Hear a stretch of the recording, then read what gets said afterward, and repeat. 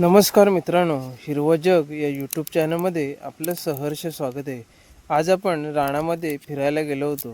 तर आपण बघू शकता की ही जांभळं वगैरे ती कशा प्रकारे आता पिकायला लागले. म्हणजे काय झालं आहे, आता उन्हाळ्याचं सीझन चालू आहे. उन्हाळ्यामध्ये सर्व जे आपल्या रानातील फळं वगैरे असतात ती पिकायला लागलेत. तर आता ही जांभळं पण पिकायला लागलेत.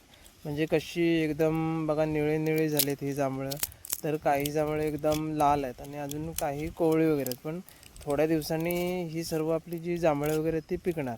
जो आपल्या कोकणातला जो रानमेवा आहे, म्हणजे करवंद आहेत किंवा जांभळं, आंबा वगैरे, तर ही खाण्यासाठी पण अतिशय चांगली व स्वादिष्ट असतात. आपण बघू शकता की शहराच्या ठिकाणी तुम्हाला हे ज्या काही वस्तू वगैरे आहेत त्या विकत घ्यायला लागतील. पण गावच्या ठिकाणी कसं आहे, गावच्या ठिकाणी ह्या सर्व वस्तूंचा साठा मोठ्या प्रमाणात आहे. म्हणजे तुम्ही रानामध्ये कुठेही पण गेलात तर तुम्हाला ही जांभळं वगैरे तुम्हाला खायला भेटतील. तर जांभळांचं कसं असतं की एखाद्या व्यक्तीला समजा शुगरचा वगैरे प्रॉब्लेम आहे, म्हणजे मधुमेह वगैरे आहे एखाद्या व्यक्तीला, तर ही जांभळं वगैरे त्यांनी खाल्ली तर त्याचं प्रमाण पण कमी येतं. म्हणजे कसं आहे, साखरेचं प्रमाण पण कमी असतं व ह्याच्यापासून कसं आहे की वेगवेगळ्या प्रकारचे जे औषधं वगैरे आहेत तर ते पण ह्याच्यापासून बनवतात. तर ह्या जांभळापासून जांभूळ कँडी वगैरे किंवा जांभळाचं ज्यूस वगैरे ते पण चांगलं लागतं. तर पूर्वी काय व्हायचं की आम्ही जेव्हा ही जांभळं वगैरे खायचो तेव्हा जीभ वगैरे जांभळ्या जांभळ्या कलरची असायची. म्हणजे पूर्ण दात वगैरे सर्व जांभळाने हे करायचे. पण त्या पूर्वीची जी काही मजा वगैरे होती ती काही वेगळीच होती. पण आत्ताच्या ह्याच्यामध्ये ती आता मजा राहिली नाही. म्हणजे काय झालं आहे की आता रानामध्ये सध्या कोण जातच नाही. जो तो म्हणजे ज्या आपल्या काय वस्तू वगैरे आहेत ते विकत घेतो. पण रानामधून ज्या आणायची जी मजा होती ती खरी वेगळीच होती. तर ह्या जांभळीच्या झाडावरती आपण बघू शकता की अजून जांभळं काही काही पिकलेलं आहे. म्हणजे आता पिकायला सुरुवात झाली आहे.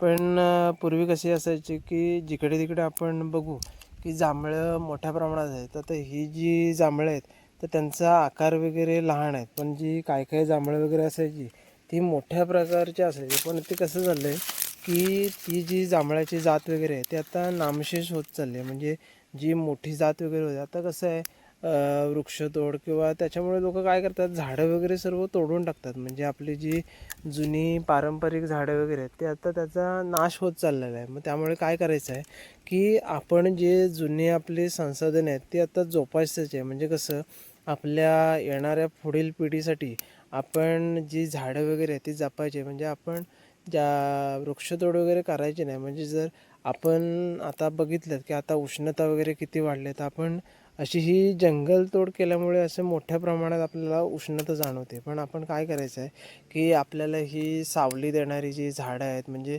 कसं असतं की सावली पण आपल्याला भेटते व त्याची गोड रसाळ फळे पण आपल्याला चाखायला मिळतात.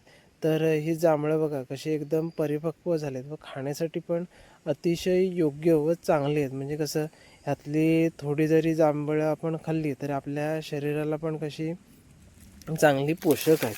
तर तुम्हाला अशी जांभळं वगैरे खायला आवडतात का? तुमच्या गावी पण असं जांभळाचं झाड वगैरे आहे का? तर कमेंट करून नक्की सांगा. असेच नवनवीन व्हिडिओ पाहण्यासाठी आपले हिरवं जग या चॅनलला लाईक करा, शेअर करा आणि सबस्क्राईब करा. धन्यवाद.